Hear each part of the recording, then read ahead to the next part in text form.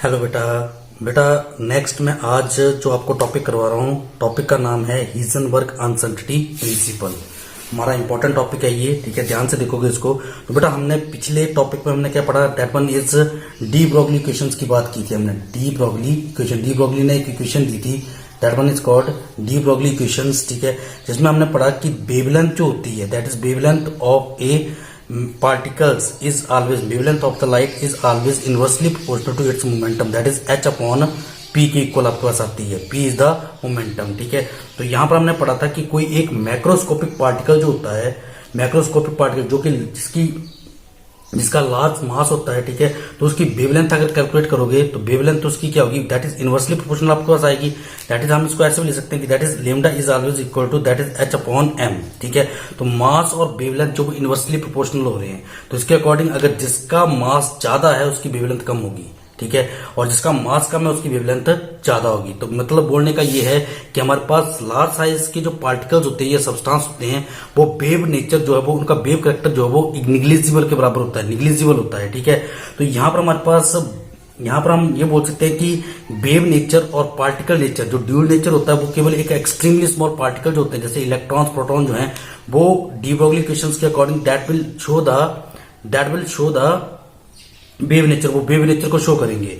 अगर वो wave nature show कर रहे हैं बेटा, तो वेव नेचर शो करने के कारण, अब वेव्स के बारे में हमने बात की है कि अगर कोई एक बॉडी जो है, अगर जैसे सपोज कोई दो बॉडीज ले रहा हूं, ठीक है, अगर वो मूव कर रही है, ठीक है, मूव कर रही है, ठीक है, एक एक्सट्रीमली स्मॉल पार्टिकल्स, एक स्मॉल बॉडीज ले रहे हैं, मैं स्मॉल साइज की बॉडी ले रहा हूं, ठीक है, स्मॉल है, और एक लार्ज साइज की बॉडी है, ठीक है, लार्ज साइज की बॉडी आपके पास मूव कर रही है, ठीक है।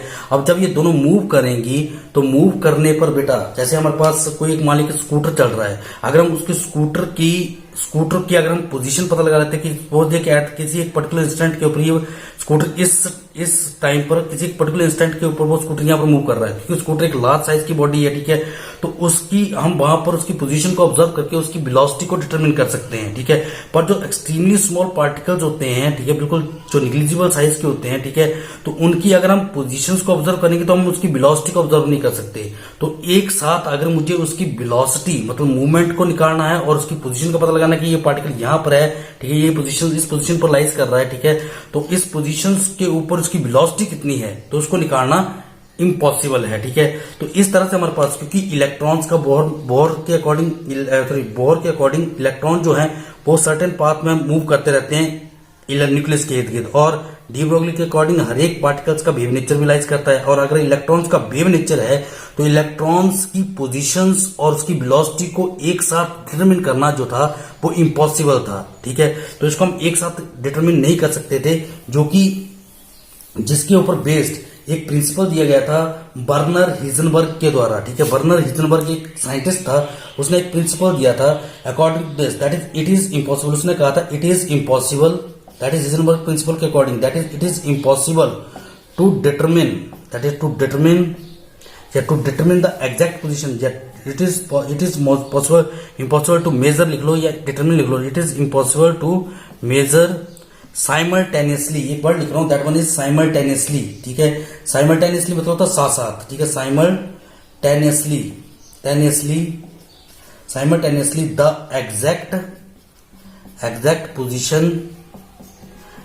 Position and exact momentum of the small particles, जो स्मॉल पार्टिकल्स होते हैं, ठीक है, स्मॉल पार्टिकल्स लाइक इलेक्ट्रॉन जो इलेक्ट्रॉन्स हमारे पास आते हैं, ठीक है, तो स्मॉल पार्टिकल्स की पोजीशंस को और उसके मोमेंटम को एक साथ साइमल्टेनियसली मतलब एक साथ, ठीक है, मेजर करना इम्पॉसिबल है, ठीक है, उसको हम मेजर नहीं कर सकते। आप इतना तो खुद ही ऑब्जर्व कर सकते हैं, अगर बिल्कुल एक स्मॉल साइज का पार्टिकल है जो कि बिल्कुल माइन्यूट जो दिखाई नहीं दे रहा है, ठीक है, तो उसकी अगर हम पोजीशन का पता लगाएंगे तो उसकी वेलोसिटी का पता नहीं लगाएंगे, क्योंकि अब हमारे पास अगर उस बॉडी की पोजीशन का पता लगाना है, अगर वो निग्लिजिबल पार्टिकल जितना मोशन में ऐसे मूव कर रहा है, ठीक है, अगर वो रोटेट कर रहा है, ठीक है, या मूव कर रहा है, जब वो मूव करेगा तो अगर पोजीशन का पता लगाएंगे तो वो बॉडी जो रेस्ट पोजीशन में आ जाएगी, तो उस वक्त उसकी वेलोसिटी जीरो हो जाएगी। अगर उसकी वेलोसिटी का पता करेंगे तो पोजीशन का पता नहीं लगा पाएंगे। तो ये दोनों चीजें एक साथ एक्सट्रीमली स्मॉल पार्टिकल्स के लिए फाइंड आउट करना इम्पॉसिबल था, जो कि एक प्रिंसिपल दिया गया था हिजनबर्ग के, जिसको एक प्रिंसिपल में हिजनबर्ग के द्वारा कहा गया था, ठीक है। तो इसी प्रिंसिपल को आप याद रखो कि it is impossible to measure the simultaneously exact positions and exact momentum of the small particles के एग्जैक्ट पोजीशन और मोमेंटम को डिटरमिन करना इम्पॉसिबल था, ठीक है। अगर हम इसी में अगर मान लें कि दैट इज, अगर अनसर्टेनिटी इन पोजीशंस को हम मान लेते हैं कि डेल एक्स है, that is del x is the uncertainty in positions, ठीक है। एंड इसको हम चेंज से शो कर रहे हैं, ठीक है। एंड अनसर्टेनिटी इन मोमेंटम में हम मान लेते हैं कि दैट इज पी है, डेल पी है, ठीक है। तो इनका जो प्रोडक्ट था, उसने कहा था कि इनका जो प्रोडक्ट आएगा uncertainty in positions and uncertainty in momentum, ठीक है, इनका जो प्रोडक्ट है ये हमेशा ही always greater than equal to H upon 4 pi. H upon 4 pi से या तो इक्वल होगा या उससे ग्रेटर होगा, उससे कम नहीं होगा, ये आप ध्यान रखोगे, उससे कम नहीं आएगा। एच अपॉन 4 पाई से इज ऑलवेज ग्रेटर देन और इक्वल्स टू, ठीक है। तो ये हमारे पास, इसको हम ऐसे भी लिख सकते हैं कि दैट इज डेल एक्स। अब क्योंकि हमारे पास मोमेंटम होता है मास इनटू वेलोसिटी, मोमेंटम हमारे पास क्या आता है, दैट इज मोमेंटम को हम लिखे तो मोमेंटम हमारे पास बनता है momentum p is always equal to mass into velocity. अब चेंज जो लाइज कर रहा है किसी बॉडी की मास में, बॉडी के मास में चेंज नहीं लाइज करेगा, वो चेंज लाइज करेगा, change in momentum is always, वो वेलोसिटी में लाइज करेगा, तो चेंज इन वेलोसिटी। तो इसको हम लिख सकते हैं that is into mass into change in velocity is always greater than equal to H upon 4 pi, वो एच अपॉन 4 पाई के इक्वल आएगा। तो ये एक्सप्रेशन आपको याद रखना है इसमें, ठीक है। That is change in momentum and change in, that is uncertainty in position and uncertainty in momentum, product of that is always greater than equal to h upon 4 pi, ये इसके इक्वल आएगा। बोलने का मतलब यही है कि अगर पोजीशन पता करोगे सिमिलर स्मॉल पार्टिकल्स की तो आपको उसको रेस्ट में करना पड़ेगा। मतलब स्मॉल पार्टिकल जो, अगर मुझे पोजीशन पता करनी है उसकी, तो पोजीशन का पता लगाने के लिए मुझे उस पार्टिकल को रेस्ट में करना पड़ेगा, तो उस केस में वेलोसिटी जीरो हो जाएगी, और वेलोसिटी जीरो होने का मतलब मोमेंटम जीरो हो जाएगा। और मोमेंटम को अगर वेलोसिटी का पता करना है तो मुझे पोजीशन उसकी पता लगेगी, दोनों को साथ में मेजर करना इम्पॉसिबल था, ठीक है। और इसलिए इनकी दोनों का प्रोडक्ट जो है वो हमेशा 1 से ग्रेटर रहेगा, that one is always greater then 1। तो इस तरह से हम बोल सकते हैं अगर ग्रेटर देन 1 रहेगा तो इसमें हम बोल सकते हैं कि इसका uncertainty in position is product of uncertainty, इसको मैं ऐसे ले सकता हूं कि product of uncertainty and position, that is product of uncertainty in positions and uncertainty in momentum is always equal to 1, या 1 से इक्वल होगा या 1 से बड़ा होगा। इक्वल टू लिखा हो ना, तो इक्वल टू 1 आएगा या उससे बड़ा आएगा। तो इसमें ऐसे बोल सकता हूँ that is we can say that uncertainty in position is always equal to reciprocal of uncertainty in momentum. मतलब ये दोनों के रेसिप्रोकल हैं। रेसिप्रोकल का होने का मतलब ये हुआ कि अगर मैं मोमेंटम को पता करता हूं तो आपके पास पोजीशन जीरो हो जाएगी, ठीक है। और पोजीशन का पता करता हूं तो हमारे पास मोमेंटम जीरो हो जाएगा, ठीक है। तो इस तरह से हम इसको निकाल सकते हैं। दैट इज मैं इसमें लिख रहा हूँ कि change in momentum and change in position and change in momentum, उसका प्रोडक्ट जो ऑलवेज ग्रेटर देन, या तो इक्वल आएगा या इससे 1 से इक्वल आएगा, इससे बड़ा होगा, ठीक है। तो चेंज इन मोमेंटम जो है, या चेंज इन पोजीशन और चेंज इन मोमेंटम आपस में इनवर्सली प्रोपोर्शनल हो रहे हैं। इनवर्सली होने का मतलब क्या हो रहा है कि आपके पास एक की अगर वैल्यू को पता कर रहे हैं तो दूसरी उसके रिस्पेक्ट में जीरो हो रही है, ठीक है। तो इस तरह से हमारे पास these are inversely proportional to each others, ठीक है। तो ये आपके पास इस तरह से इसको अप्लाई करता है। तो इसके अगर हम, ये क्वेश्चन हमारे पास बनता है what is the significance of, एक हमारे पास that one is the principle uncertainty principle, that is Heisenberg uncertainty principle and its mathematical expression, और उसका मैथमेटिकल एक्सप्रेशन हमारे पास आता है। इसके बाद हमारे पास एक पॉइंट आता है that is what is the significance, that is significance of, इसके बाद हम सेकंड पॉइंट लेते हैं that one is significance of uncertainty principle. Significance, अगर हम इसके सिग्निफिकेंस की बात करें, इसका significance in our daily life, हमारी डेली लाइफ में क्या सिग्निफिकेंस आता है डेली लाइफ, पर डेली लाइफ में हमारे पास अगर हम पता करें तो अनसर्टेनिटी प्रिंसिपल जो है उसका क्या इंपॉर्टेंस है, ठीक है। तो इसके लिए बेटा इसमें हम ये बता सकते हैं कि अगर जैसे अब हम अपने सराउंडिंग में जितनी भी चीजें देखते हैं वो लार्ज साइज की होती हैं, ठीक है। तो अगर हम लार्ज साइज की बॉडी अगर मूव कर रही है तो उसके हम पोजीशन को पता लगा सकते हैं और उसकी वेलोसिटी का पता लगा सकते हैं। तो इस तरह से हम ये बोल सकते हैं कि डेली लाइफ में इस प्रिंसिपल का कोई सिग्निफिकेंस नहीं होता, ठीक है। क्यों नहीं होता, क्योंकि हमारे पास इसका हमारे पास रीजन ये आता है क्योंकि अगर हम कोई लार्ज साइज का पार्टिकल रख रहा हूं मैं यहाँ पर, ठीक है, और इसके ऊपर जैसे लाइट गिर रही है, फोटोन या लाइट गिर रही है, तो हमारे पास किसी एक लार्ज साइज के पार्टिकल्स को लाइट जो है वो मूव करने में अनेबल होती है, उसमें इतनी एनर्जी नहीं होती कि that is not unable to move that large size of particles, ठीक है। तो जिस कारण से हम ये बोल सकते हैं कि that is positions and that is we can say that uncertainty principles, that is there is no significance in our daily life of uncertainty principles। और उस तरह से डी ब्रोगली इक्वेशंस का भी, इसका हमारे डेली लाइफ में कोई सिग्निफिकेंस नहीं होता। सिग्निफिकेंस नहीं आता, क्यों नहीं आता, क्योंकि because we can say that it has a light particles,